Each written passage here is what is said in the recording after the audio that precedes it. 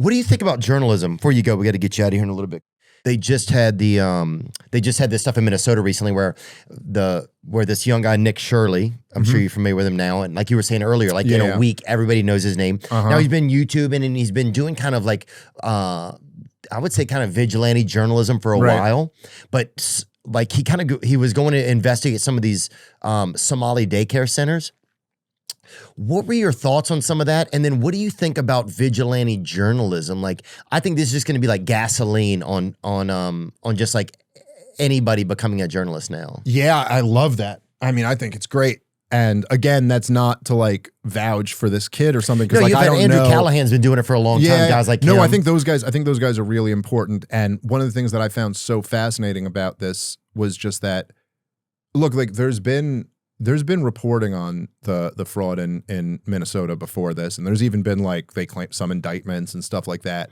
But like, dude, just the fact that this guy is driving the media narrative now, and then you see CNN and CBS and them, they got to now respond to him. Like it used to be, and I remember that, like when I started paying attention to this stuff, which has been like 20 years or something like that now.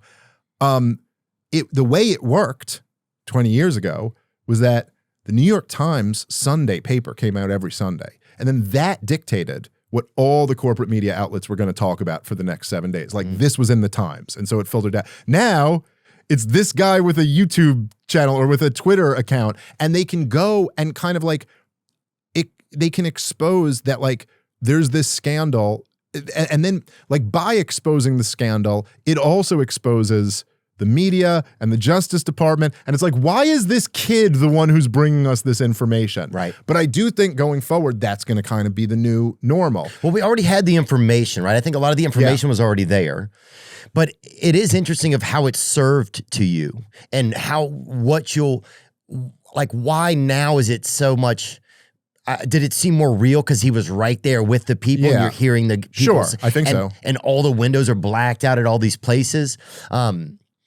And then some of it, like the Leering Center, that seemed too on the nose to me. Like sure that did. almost seemed fake. It just seemed crazy that no one would catch this. I mean, like that, it did seem almost a little bit fake. too much. You're telling me a parent is dropping their kid off there, or even somebody that works there that is pretending if they're getting money and they're going to have that. It just seemed like staged. It seemed almost too on the nose. I know what you mean.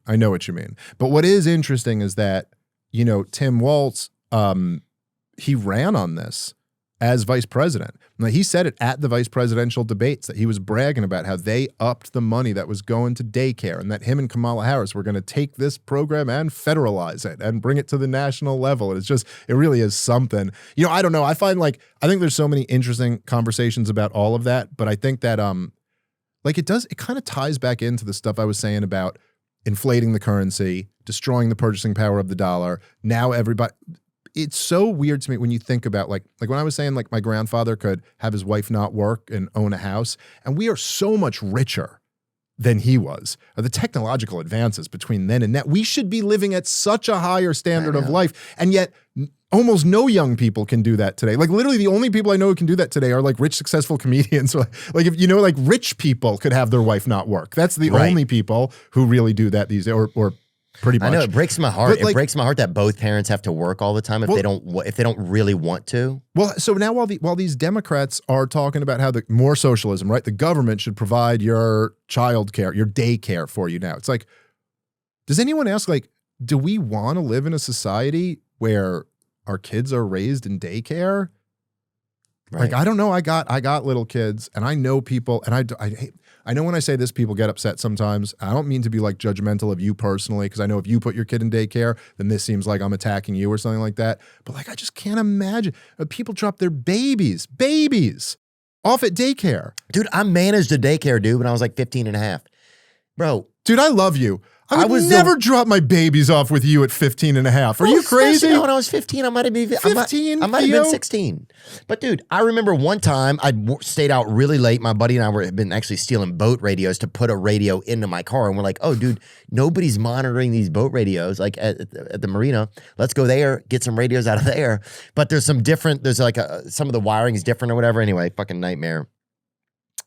So we just got to work, and I was like, well, dude, I'm just going to lay in my car for a little while because we'd been drinking a decent amount. And so I was like, I'm just going to lay in my car for a little while, and then I'll wake up whenever the sun pops up, and then I'll manage the daycare or whatever. And then, so dude, bro, I guess the sun, like it wasn't that hot or whatever. I parked like where like the tree, like I was in the shade of a tree too much. And one of the owners or whatever came over and knocked on my window. It was like at 8, and I was supposed to be there at 6:30. It was like 8 a.m. And dude, it was like my car just smelled like vodka and had all these fucking radios all over. My hands were cut up from like getting the radios out. And anyway, nightmare. But yeah, bottom line, dude, you probably shouldn't send your kids to that daycare. Yeah, but I'm just saying, anybody can do a daycare, right? And we watched Terminator, I remember, with them kids. And them kids were little. Yeah. They shouldn't have been watching it. Well, you know? Yeah, I appreciate your honesty there. But it is like a thing where they shouldn't have been watching. I still feel bad. Sometimes I still wake up and I'm like, fuck, they shouldn't have been watching it. Well, because there's one scene where you see like 3 tits in it or whatever. Or Total Recall. Total Recall. I remember that. That's the 3 tit we were watching one. Total Recall, and there's a scene where the 3 tits are on there, and there's all these kids looking at it. And I'm like, dude, y'all shouldn't be watching this. That wasn't. And we were watching it. That was the problem. Sometimes I forgot that I wasn't. I felt like I was in the class or whatever. Well, I will say a lot of the reason I think why these people who are like the big government progressives and stuff like that, and the whole kind of like neoliberal culture in America, which has always kind of like for years been demonizing, straight white men and demonizing patriarchal families and all of this. There's a reason why like big central governments don't like the family structure and religion and community and all of those things, because they're all a hedge against their power. And the system, right, like this inflating the currency that leads to all the things we were talking about, right? But that is actually very good for the political class. It's very, like, inflation in general is very good if you hold debt.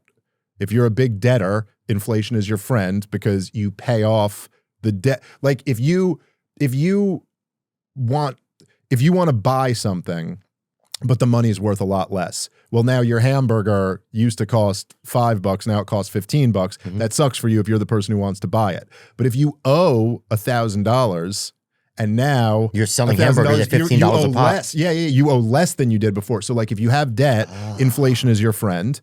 And also in the old, it's not a bad thing to have in an inflationary environment, but in the old system, like in the old order, right? My grandfather would work at the factory all day long. My grandmother would work, taking care of the kids and managing the house and cooking and cleaning and all that stuff all day long. But only one of those incomes was taxable, right? My grandfather's was taxable, but you can't tax my housewife grandmother. But if she goes into the workforce, now there's 2 taxable incomes. Then you hire a daycare worker, that's a 3rd taxable income. And so there's just way more revenue going to the federal government when the government's raising your kids rather than your mother. Yeah. But it's not really so good for the babies.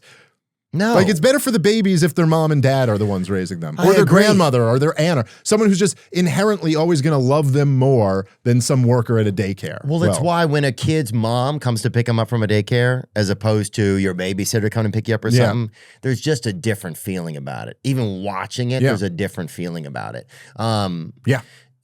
And then it's like if you get someone else to work, then you need another car. Now they need another car to get to work, right? Yeah. And so then you have gas lobbyists and auto lobbyists that are going to push for those things. You need those things. That's right. I don't know. But then also it's like, dude, I feel so bad sometimes because I get stuck in these circles of just being like a Debbie Downer sometimes, And I don't think that's not good.